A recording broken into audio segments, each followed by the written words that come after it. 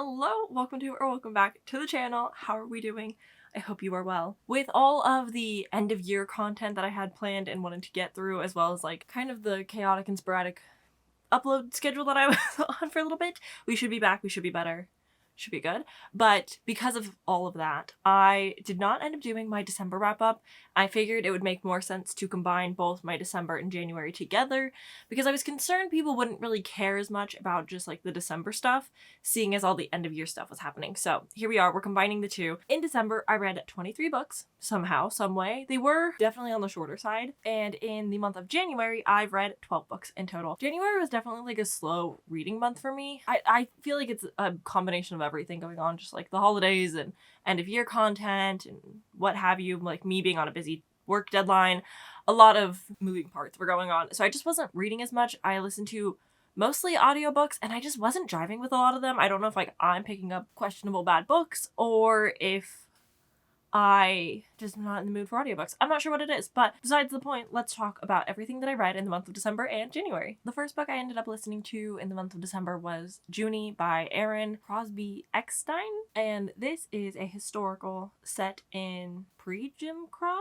Full historical, you're following a younger woman. I think she's a woman, she might be a teen, I cannot remember.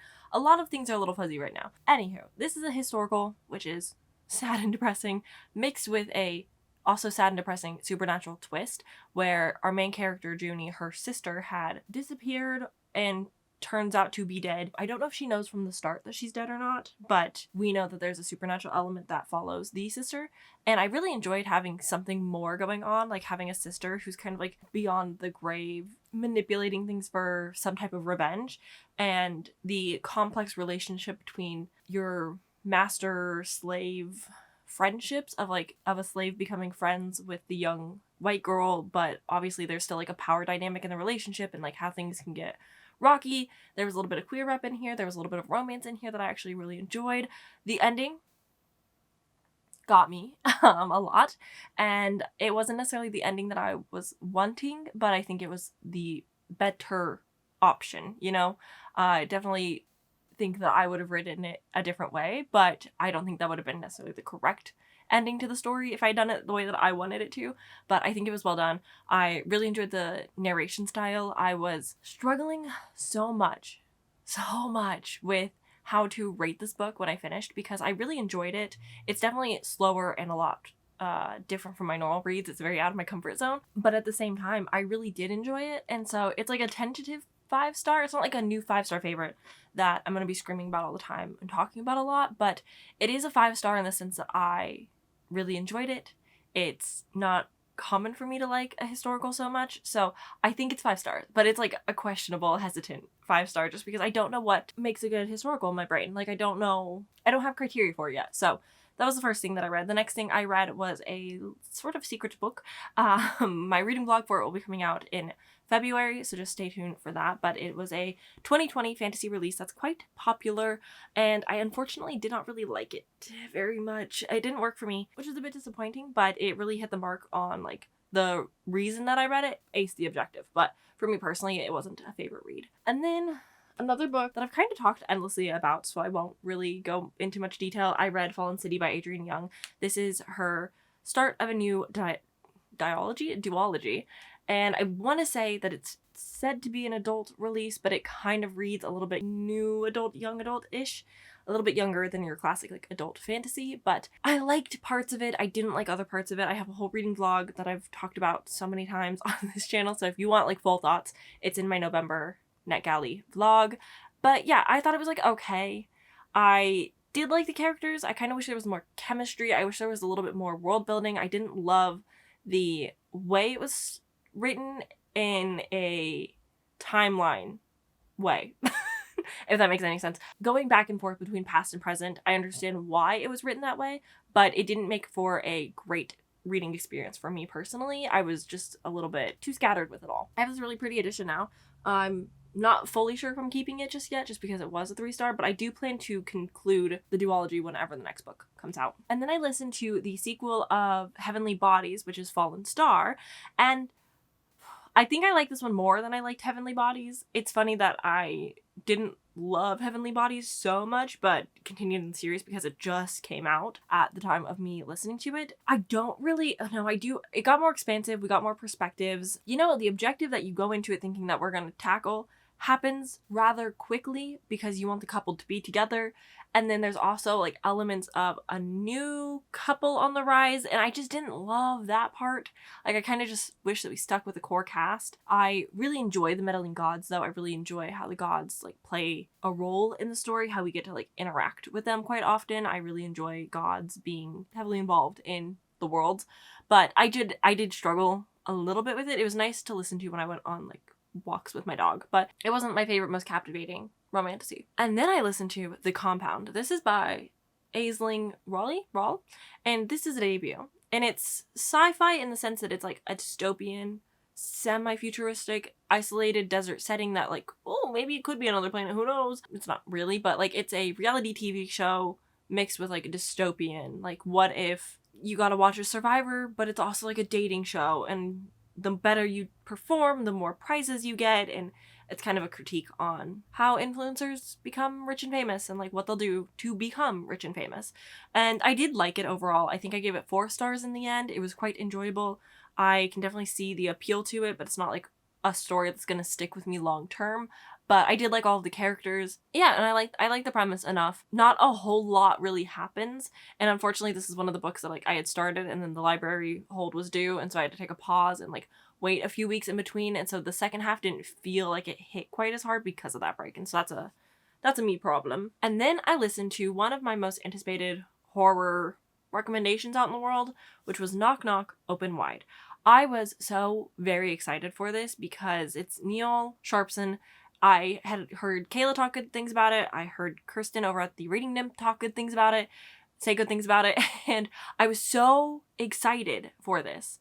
It's Irish folklore. I don't even know if is that spoilers? I feel like that's spoilers. But it talks about like family kind of traumas and a lot of secrets, a lot of mystery. You don't really understand how all of these characters are gonna play a role in anything and like come together later, but it does come together in the end. I want to compare it to a book, but I fear comparing it to that book is kind of a spoiler. College, we're in love, it's queer. Oh, it does say that it is connected to a seemingly innocent children's TV show, which reminds me of Mr. Magic by Kirsten White, which is more of, rather than a folklore telling, it is a Mormon culty kind of telling, and I really enjoyed Mr. Magic, so I kind of had a hard time not comparing these two books, and unfortunately, like, I read Mr. Magic first, so it was more on my mind, but I did like Knock Knock Open Wide. I wonder if I had read it physically rather than listen to the new audiobook, I would have maybe liked it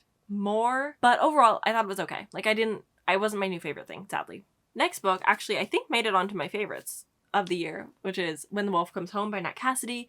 This was very enjoyable. I liked it. What can I say? It's not at all what I thought it was going to be. When I was going into it, I was like, a young girl who works at a diner, flees the diner, finds a little boy. He's scared of a wolf, and then they go on the run. And it's like a flee, outrun the cops kind of thing because of a potential misunderstanding. Like, I didn't know really what this was going to be, and I was so pleasantly surprised with the direction that it went and the conversations we had and the way that it just like wrapped. I really enjoyed the fantastical elements to this. I really like this. And the 4Bs book club hosted by the Library Dweller, Aaliyah and Richie will be reading this, and then we're going to talk about it February 22nd, as well as the 3rd book in the Cowboy Mail Order Bride series. I don't think that was the full name, but it'll do. So we're doing a little double feature book club episode because I really need them to talk to me about this, with me about this. I want to talk about it in spoiler territory. So When the Wolf Comes Home, 5 stars. I really enjoyed this. I thought the audiobook was also very good. Then if you saw my video yesterday, you know that I read Oro by Alex Astor and Grimm by Alex Astor. This is the flip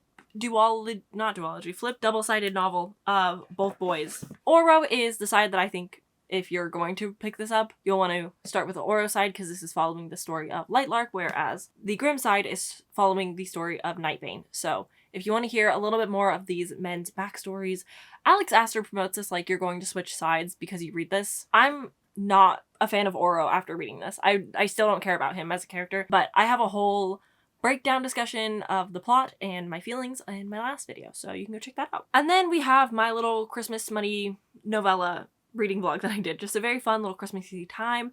I read Frisky the Snowman, gave it 1.5 stars. Was bad, not what I expected. Too much carrot, not enough fun. It wasn't fun. There was too much like dark, not good stuff. I also read Tinsels and Tentacles. This was a poly movie star, very New York Christmas time book where the first half is like a Christmas romance, the second half is just smut, and he also has tentacles. And the third one I read was Chimera for Christmas. This is a part of the Ursa universe of the Cowboy Mail Order Bride series, but following different people, not on the planet, but at Allura Station. There's 2 different Christmassy novellas. So I read one, and it was fun. It was pleasant. Have a whole reading vlog where I talk about these more in depth. And then I read Anya's Ghost, which is a Russian graphic novel for, I think, teenagers. I liked this. It's following Anya, who falls into a hole, finds some bones. The bones are actually also a ghost, and we get to hear the story of the ghost and like who they were in a past life and what their goal is now and how woo that experience gets. But I will say I like this, but a huge asterisk of, oh, was this a product of its time? This came out in 2011, and you can feel the woman hating of it all. Like, she doesn't like any of the girls. She's not like other girls. The other girls are fat. Like, definitely touches on like body shame, but also just like other girls are sluts and whores and like not good. It's definitely the more toxic side of women or teen girls. So I didn't love that part of it, but everything else I found quite thrilling. I was very interested in the story of these bones and what happened, and I was not expecting the reveals that we got whatsoever. Definitely took me by surprise, but I did overall like it, but again, yeesh. And then I read 2 graphic novels. The first one being the Cat on the Hero's Lap, Volume 2. I love this series. There's only 4, which makes me sad, so I'm pacing, because it's also like, this is $14, and not that people don't deserve money for the work, because I know this took a very long time to probably create. It's not like the most storyline type of manga. It is kind of episodic. It's so small. But basically, we're following a D&D like party. We've got the chosen one, adventurer hero. We've got the wizard, and we've got like the brute, the fighter. And the hero had attracted a cat, and this cat just loves to lay in his lap. Whilst his companions go off fighting, he's just kind of stuck in the background, just sitting with a cat in his lap. And we just get to see the shenanigans they get up to, following the cat, trying to appease the cat, trying to understand the cat. I love cats. This one makes me giddy, makes me laugh. I enjoy it very much. And in a total tone shift, I read the second volume of Persepolis. If you have the bones, the energy, the mindset that you can handle something like this, I beg that you pick up these 2 volumes. This is a historical memoir of an Iranian teenage girl and her experience of having to leave the country because of war, but also wanting to come back, and the hardship that she had gone through, the changes she went through, trying to like adapt with everything, especially back then. I want to say this came out in like 2001. This came out in 2004. The first one might have released 2002-ish, to which I was a child. I wasn't even in elementary school yet when this came out. It definitely resembles current day still. Like, it's still very relevant to how people are treated, the wars that are going on, how we can have compassion for people that the United States especially decides to go to war with, to label as terrorists, the issues with that, and like how people live through that and what it's like. I think it's really easy to learn about wars growing up and thinking that, oh, well, America must be in the right and there must be like a reason for it, even if I don't think war is good. Like, there's got to be something to it, right? And I think as we get older and that worldview shatters a little bit more and you kind of become desensitized to a lot of the violence going on, I think it's important to touch base with real life stories and remind us that this isn't okay, this is not normal, this does not have to be this way. And if you're struggling with understanding like why people care so much, or if you think reading shouldn't be political, I like really think you should pick something like this up. I think it was a very delightful read. I think that the graphics are very simple but fun, but it's also like hard hitting, but because it's a memoir graphic novel, it doesn't hurt you the same way. Like, you can kind of like, take a deep breath, step away from it, come back to it. Like, it's all good. But it was a good experience, and I really recommend this series. Also, in like a similar philosophical path, I read the popular 2024 everyone's favorite book, I Who Have Never Known Men. This is a translated French novel, very dystopian, following just a cast of women who are basically locked in a cell with each other and men who guard, and they have like no freedoms, no rights. I thought it was okay. I definitely see like the point of it. I definitely understand why it was written. I can see why people are liking it, but I don't feel like it really went that extra mile to me. I don't feel like it said enough for me. I was kind of just like, yeah, okay. The entire time, I never felt captured by anything that was being said or stated. So I definitely recommend it to people who are interested in it. Clearly, a lot of people like it, and I'm definitely in the minority group of not loving it quite as much, but I thought it was just like, okay. And then I got to listen to Page Boy by Elliot Page, which was his memoir of being a child actor, becoming trans, becoming like having to come out of the closet to everybody, and then later in life becoming trans, and like the hardship that has, especially being in the acting industry, and like how you couldn't be gay for a long time, and the job opportunities, the mental health problems. I think I hate to saying this about memoirs. I don't rate them because it's somebody's life, and it's weird to put a number on somebody's like objective story. My only issue with memoirs often would be that I'm not interested in real life people's sexual lives. I don't want to hear about your history. I don't want to hear about your intimate details with other humans. Like, it's a little too much for me. I don't really like it. It's fine when it's fictional. I can kind of dissociate enough, but like when the characters feel too real or are real people, I don't love it quite as much. But besides that, it was nice having Elliot Page like narrate it and have like the emotion and the inflection in their voice of telling the story and how hard. And I honestly just like anyone who writes a memoir, especially when it touches on dark themes, sometimes you're talking about suicide and like confessing shadows of your soul that you like don't normally share with the world.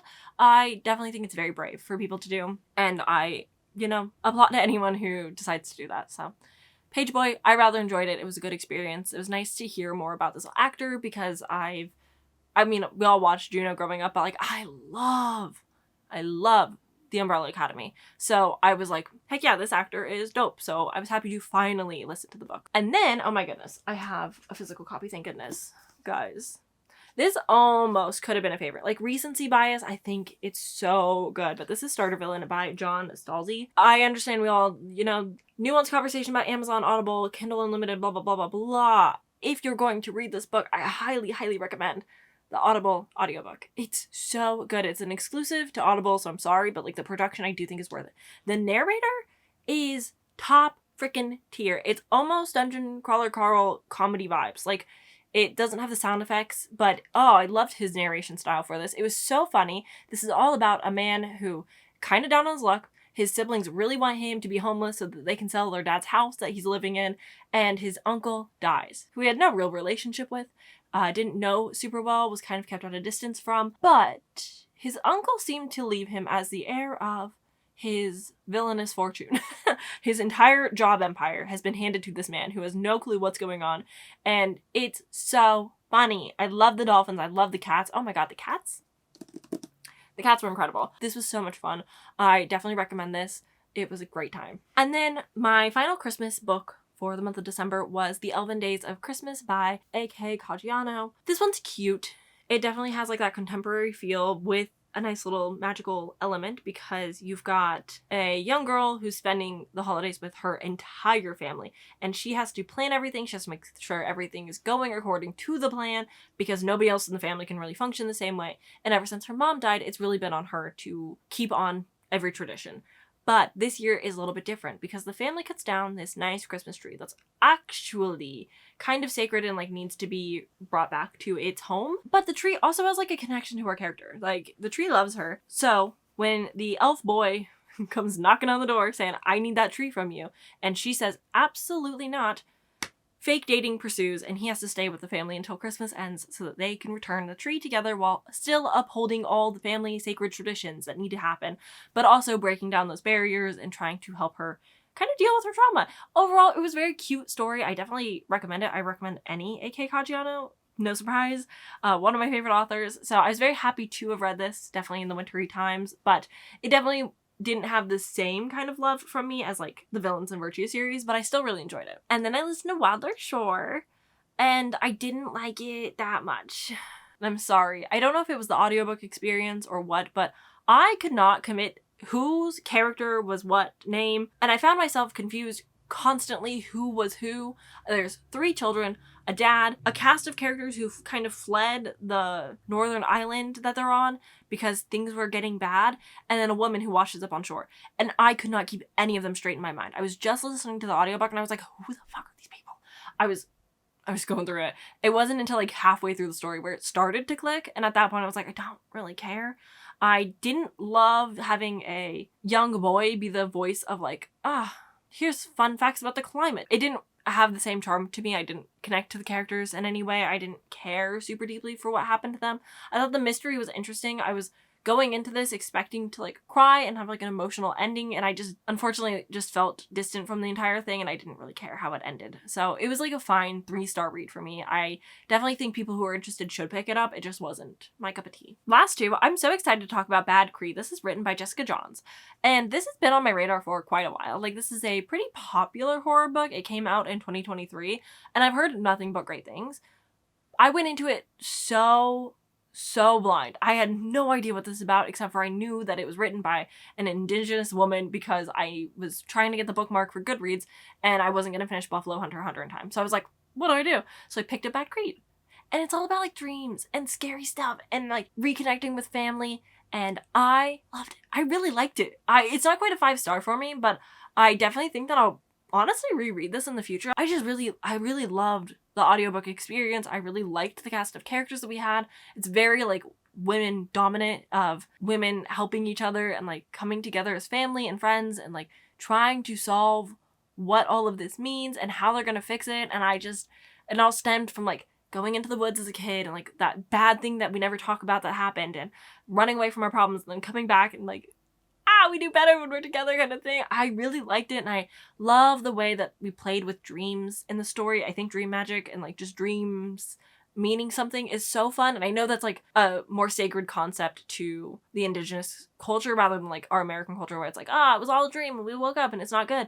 But like, it's nice having dreams mean something and there's an importance to it. I really enjoyed it, so I definitely recommend Bad Creed. It wasn't like super scary, but there were definitely some eerie moments that I was like, oh no. And then the final thing that I read in December, which I finally finished, was Stalking Jack the Ripper. This is a very famous series. Like, I don't need to tell anyone else about it. You all know. It's definitely older. It came out in 2016, so it was a backlist, but I thought it was fun. I definitely can see why people obsess over the romance so much. I'm definitely interested in continuing and finishing the series. I know that the third book has like a carnival setting, and I'm so eager for that. The second book is more academic.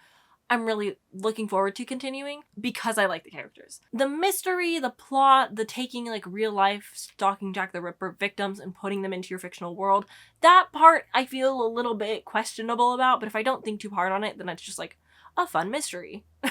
So it really just like depends on the mood, but I overall gave it, I think, a 4-star, and I had fun with it. I'm excited to continue. I'm glad that Chloe kind of forced me to finally finish it or start it. So overall, a good time. Now we can chit chat about my January reads.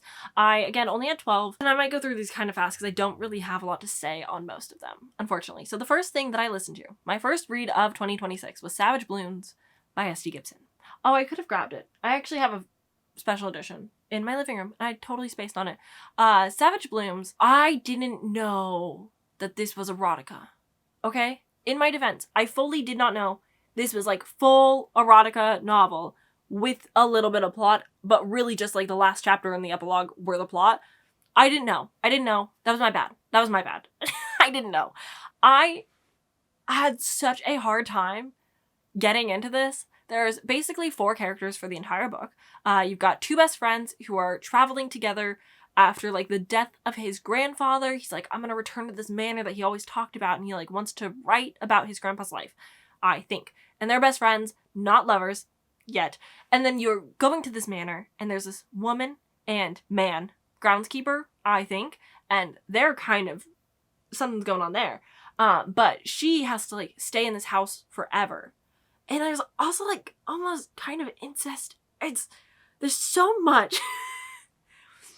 But then like the groups come together because they're staying in this house together, and then like people are developing different relationships with everybody, and it's kind of just like this poly thing at the end, and it's so steamy, but like not in fun ways. And I don't like it very much, guys. This just like so didn't work for me. I don't know what it was. So many people really liked it. It's definitely like vibe heavy. Like, you're in Scotland. If you like the malevolent fae types of stories, like this could work for you. I don't not recommend it, but like I also don't think that you should just like go out of your way and buy it and like pick it up. You know, like it was a time. The ending was definitely, you know, the most interesting part about it, but at that point, like, I was so checked out. I was like, I don't care about these characters, so like hooking me in the epilogue isn't going to necessarily make me want to continue in the series, you know? But then after that, I did continue in a series, and I read The Last Graduate by Naomi Novik, the sequel to A Deadly Education, which I liked. I don't think I liked it quite as much as A Deadly Education. I also only listened to the audiobook rather than tandem reading, and I think that might have hindered my experience a little bit as well. But I really like Gal and Orion and their relationship, but like the will they won't they, teenagers just trying to understand feelings while also in like a deadly situation. I rather enjoyed them. I like the cast of characters. I like the I don't know if I'd go so far as say it's like a found family situation, but I do like the school trying to come together to fight against the imps and like try to make this a more livable and normal situation to be in. I will continue and finish the series, but it's not like something I'm chomping at the bits at the same way I was when I finished A Deadly Education. So like it's been okay. And then I would listen to a nonfiction, which is like 2.5 hours, 3 hours long, and it's The Serviceberry by Robin Wall Kimmerer.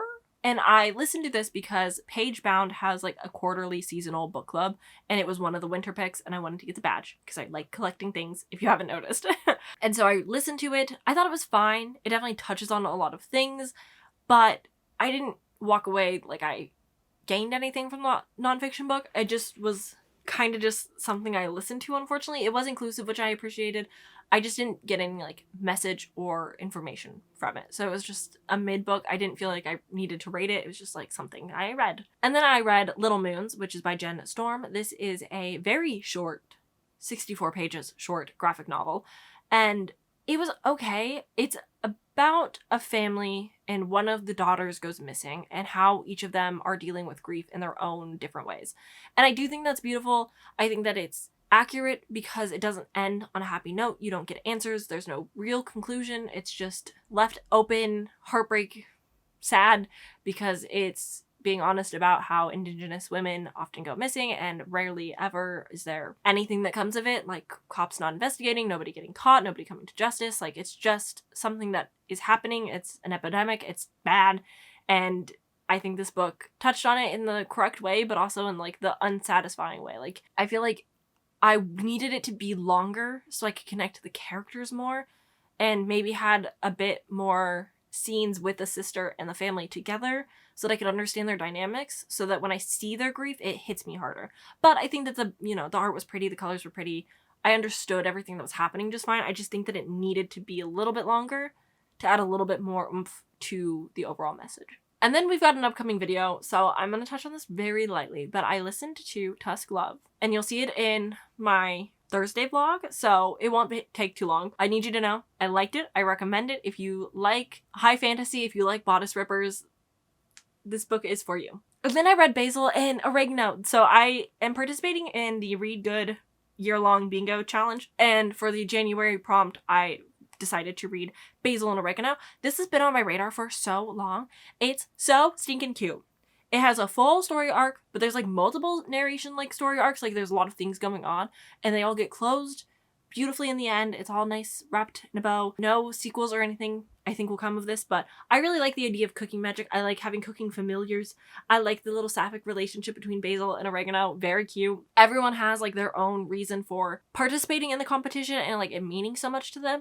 And I really like that we get each moment with the characters to like understand their motives and like why they feel the way they feel and like understanding them on a deeper level. But I also think the ending was a little bit rushed and tied up so neatly. Like there's a villain bad guy character in the book and we just forgive her instantly in the end. Like it's just like no big deal. Yeah, you try to kill us all, but like it's fine. That part was like, I don't know. We could have had a little more time to develop, but it is 236 pages, so I understand not wanting to push it for a graphic novel. But love the art, love the colors, love the food. It was so good. It's so cute. And then, oh gosh. So for my wisdom tooth recovery, I thought I was going to read so many things, and I simply did not do that at all. What I did do was finish listening to The Swan's Daughter by Roshani Chomsky. And guys, this one didn't work for me very well.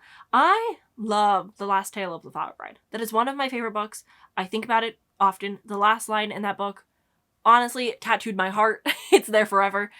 But this one pushes the purple prose even more, pushes the fairy tale even more. I didn't dislike it, but I didn't love it either. I never connected to the characters or the story. It was just kind of, I was there. And it might have been because of the wisdom teeth. It might have just been the book. I'm not entirely sure. Basically, we're following a swan who leaves the swan nest because her dad wants to kill her for immortality. And so she goes to the prince who's holding a competition for these brides to compete. And these brides are competing for his love because whoever has his heart could kill him. And he's always trying to, like, always evading assassination attempts, like even before the marriage thing. And so, like, that's going on. So she goes to him. She's like, I'm going to help you weed out the ones who are trying to kill you and help you find your true love. Guess what? They fall in love. That's the book. There's obviously, like, more to it. I didn't actually spoil anything, but that's the premise of, like, Prince holds bride competition to find bride. Swan Witch goes to help. And then, like, a romance ensues. But it's, like, the tagline for this is, like, a possibly tragic romance or something. And I just, like, don't really understand why. But it was fine. I think if you like purple prose, if you really like that over-the-top fairy tale story, this could work for you. We'll talk about it in a second. I read another fairy tale-esque book, and it didn't work for me either. So it might just be my mood right now. But then I read the last physical book I have, which was Dragon Curse by Elise Kova. This literally just came out. I was on it. I got it so fast, and I rather liked it, with the caveat of, I don't think this will work for everybody. I think I even was a little bit picky about this one, and so I think anyone who is a little bit pickier than me when it comes to their young adult romanticides might struggle with similar issues. My biggest critique of this was our cast of characters were too small. We had 3 people, like 2 best friends and a guy who kind of looms over them as like a shadow trying to protect. And I think the dynamic and the setup for that, solid. But I think the cast of characters is a little bit too small because the whole time you're predicting something's happening. You're trying to guess these reveals and you're going to get close because your cast is so small. But you're not going to be quite right because it's a twist. It still shocks you. Like, I knew what was coming without knowing what was coming, if that makes sense. Like, I was prepared for everything, but it went down differently than I was expecting. If you take the Fourth Wing parts where specifically they're taken and tortured for information and that's like part of their training, that is this entire book with an undertone of the person in charge wants more power and they have to get rid of all those who are dragon cursed because dragons are bad. We kill dragons here. And if you're dragon cursed, you also have to die. And so you enter this like tribunal to weed out those who might be dragon cursed. That's the premise. But obviously our chosen one is Isola, and she is apparently Valor Reborn, which is like the old warrior who's like meant to defeat the Elder Dragon. And she's like, no way, Jose, but also she is a little bit special and different from all the rest. And so it's a fun setup. I think when I was in it, I was having more fun, but when I step away from it, I start thinking about it a little bit more critically. I have more critiques of it to analyze, but I don't think it's bad. There was definitely moments where I was like, oh, yeah, that feels relevant to the world right now and those in power, and it helped give me a little bit of hope, which I need in these times. So I overall liked it. I didn't love it. For Elise Kova, though, I thought it was good. She knows how to write a woman coming into her power like nobody else that I really love and appreciate about her works. Yeah, I think that's about it. I wish there was a little bit more chemistry, a little bit bigger of a cast of characters to care for, but other than that, good story. And then, back to that fairy tale thing I was saying. I read Never Ever After by Sue Lynn Tan. This is my first official book by her. I DNF'd The Daughter of the Moon Goddess. My lord. I DNF'd that because I wasn't in the mood for it when I first picked it up, and now I'm wondering if it's just I don't like this writing style. Very fairy tale heavy, very purple prose. I didn't like this book though. I didn't like Never Ever After. There's something, from the beginning, I was not connected to what was going on. I was not interested from the start, which again, could just be because I was on a deadline and listening to the audiobook and it wasn't like grabbing my attention the way other books would. But I just like couldn't care about these characters. I was honestly, for a little bit too long, confused between the 2 love interests, thinking they were the same person, just like different personalities when alone with the character versus in public. And so that was kind of confusing for me, but that was like a me problem. I didn't really like our main character either. I never felt like what was going on mattered. I just really struggled with this one. It didn't work for me, unfortunately. So I don't really recommend this one super well. But if you like Sulantan, you might like this one too. I have Immortal on my shelf. I have Daughter of the Moon Goddess on my shelf. So I will probably give her another chance because I have these books. But if I don't like those two, I hopefully can cut ties and get rid of those and just like call it quits. But I tried. And then I listened to 1984 by George Orwell, the Audible original experience. This has Andrew Garfield and Cynthia Riva as Martin Smith and Julia. Now, is the cast stacked? Yes. Is the production good? Do I recommend it as your first time reading 1984? No. Do I also recommend maybe waiting a little bit if you know these actors well? Yeah. Because my problem with it is I was picturing Spider-Man and Elphaba as the main characters of 1984, which was a very jarring experience because Cynthia Riva, I watched Wicked many a times, and so when I hear her act, especially in like the emotional scenes, she sounds a lot like Elphaba. When she sings, is giving a little bit of like soft elfie, and I was just like, why is Elphaba Julia right now? It just was like a weird experience for me personally. I don't know if that's something that'll translate to other people, but I was like, not quite the vibe. Andrew Garfield felt a little bit too attractive to play the main character, but like that's, you know, they become the fan cast. That's how it is. I think that the production value was good. I think that Audible knows how to write, like, produce good audiobooks. I do think that sometimes the sound effects were a little bit distracting, and the way that they played with, like, how close the sound was to you. I don't know what that's called, but every once in a while it was like, too far away. And so I had a few issues with it. I don't recommend it as, like, your first time if you're trying to understand 1984, but I did overall like it. And the last two reads that I have to talk about, I haven't technically finished. It's the 31st that I'm filming this, and I wanted to have some sunlight while I filmed. So the two books that I'm close to finishing and will be finishing this evening is Wrangled by the Alien Rancher, which is the second book in that Alien Cowboy series I've been talking about a lot on my channel that I've been reading with Aaliyah and Richie. So that's going to continue. You're going to hear a lot about the series. I think our plan is to try and finish the series sometime this year. So sorry in advance, but I'm going to finish that. I've got 58 pages left. It's been fun. We've already talked about it. I know what's going to happen. The live show's already passed. And the second book, though, that's more exciting might be, hopefully maybe, my first 5-star of the year. I'm really intrigued by it. I'm having a really good time with the chemistry and the romance between the two. We've got a full cast of characters where there's more friends. It's very, not quite found family because I'm like 30% in. I have 4 hours left, but found family enough because there's friendships that are growing because of the situation that we're thrown into. So in this, we are following Rune. Rune is driven for vengeance. She has no other goal except for to find her family.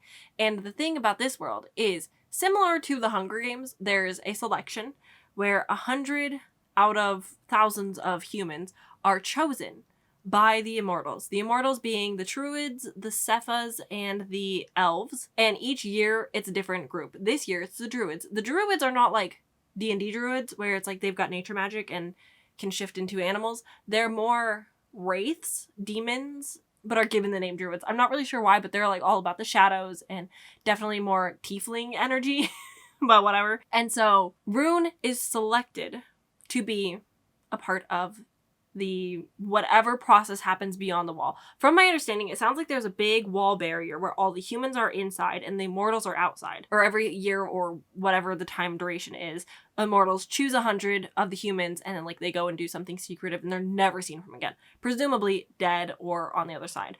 And Rune's entire family has been selected or evaded selection. So dad selected, twin brother selected, mom ran away from being selected and then was captured. And now Rune has kind of sacrificed herself because she wants to get to the other side and see what damage she can do. But when we get to the other side, we meet Prince Draven, who I'm obsessed with. We have Casper, we've got Ember, we've got Winter, Felix, Amaya, Mira. Mira's the bad girl. I know these characters so well right now. They're so fresh in my mind. I am eating this up because once she gets to the other side of the wall, a huge transformation in the story happens and she is put into an academy of sorts where she's learning the history of the Druids, she's learning the history of the world, bits of the war. Some people are already spilling some secrets about a potential curse that's going on. And on top of that, it's all about tarot magic, baby. I'm obsessed with card magic. I love card magic. It is one of my favorite magic systems you could possibly have in a book, especially when it's tarot. And this is so tarot based. Basically, when this change happens and you are selected, you have to choose a card at random. Whatever card you summon, that's who you are.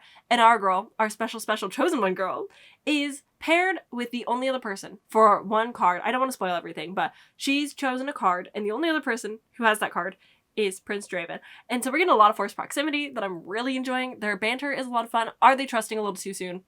Sure. But she did also nearly save him from an assassination attempt, so kind of goes both ways.